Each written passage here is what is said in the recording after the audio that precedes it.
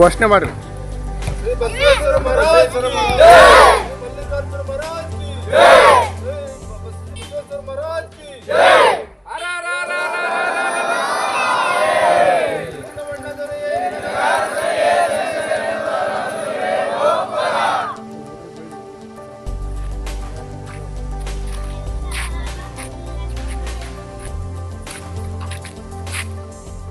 ಬಸವೇಶ್ವರ ಪಾದಯಾತ್ರೆ ಹೋಗಿರ್ತಕ್ಕಂಥದ್ದು ಒಡೆಯರಾಯನಹಳ್ಳಿ ಗ್ರಾಮಸ್ಥರು ಕನಿಷ್ಠ 35ರಿಂದ 40 ಜನ ಯುವಕರು ಪಾದಯಾತ್ರೆನ ಹೋಗ್ತಾ ಇರ್ತಕ್ಕಂಥದ್ದು.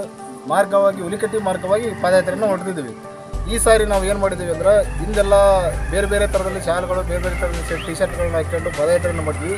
ಈ ಸಾರಿ ನಾಡಿನ ರೈತರಿಗಾಗಿ, ರೈತರ ಒಳಿತಿಗಾಗಿ, ನಾಡಿನ ಬೆನ್ನೆಲುಬಾಗಿರ್ತಕ್ಕಂಥ ರೈತರ ಒಂದು ಶಾಲೆ ಹಾಕ್ಕೊಂಡು ರೈತನಿಗೆ ಒಳ್ಳೆಯದಾಗಬೇಕು, ರೈತ ಬೆಳೆದಂಥ ಬೆಳೆಗೆ ಒಂದು ಬೆಳೆ ಸಿಗಬೇಕು, ರೈತನ ಬೆಳೆ ಚೆನ್ನಾಗಿ ಬರಬೇಕು, ರೈತರ ಮಕ್ಕಳಿಗೆ ಕನ್ಯಾ ಸಿಗಬೇಕು ಅನ್ನೋದು ಉದ್ದೇಶಕ್ಕೋಸ್ಕರ ಈ ಹಸಿರು ಶಾಲೆಯನ್ನು ಹಾಕ್ಕೊಂಡು ನಾವು ಮಲ್ಲಿಕಾರ್ಜುನ ಸ್ವಾಮಿ ಬಸವೇಶ್ವರ ಸ್ವಾಮಿಗೆ ಪಾದಯಾತ್ರೆಯನ್ನು ಮಾಡಿ ನಮ್ಮ ಕೋರಿಕೆಯನ್ನು ಬಸವಣ್ಣನ ಮುಂದಿಟ್ಟು ನಮ್ಮ ಈ ಬೇಡಿಕೆ ನಾಡಿನ ಜನತೆಗೆ ಒಳ್ಳೆಯದಾಗಲಿ, ನಾಡಿನ ರೈತರ ಮಕ್ಕಳಿಗೆ ಕನ್ಯಾ ಸಿಗಲಿ ಅನ್ನೋದಕ್ಕೋಸ್ಕರ ಈ ಶಾಲೆನ ಹಾಕ್ಕೊಂಡು ಈ ಸರಿ ಪಾದಯಾತ್ರೆ ಮಾಡ್ತಕ್ಕಂಥದ್ದು.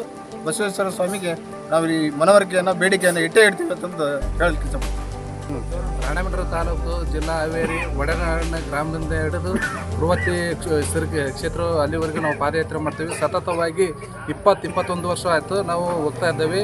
ಯಾವುದಲ್ಲ ಈ ರಾಷ್ಟ್ರದ ಬೆನ್ನೆಲುಬು ಆಗ್ತಕ್ಕಂಥ ನಾವು ರೈತರಿಗೆ ಏನೈತಲ್ಲ ಇದು ಯಾರು ವೈಯಕ್ತಿಕ ನಾವು ಹೋಗ್ತಾ ಇಲ್ಲ, ಈ ರೈತರಿಗೋಸ್ಕರ ನಾವು ಈ ಪಾದಯಾತ್ರೆನ ಮಾಡ್ತಾ ಇದ್ದೇವೆ.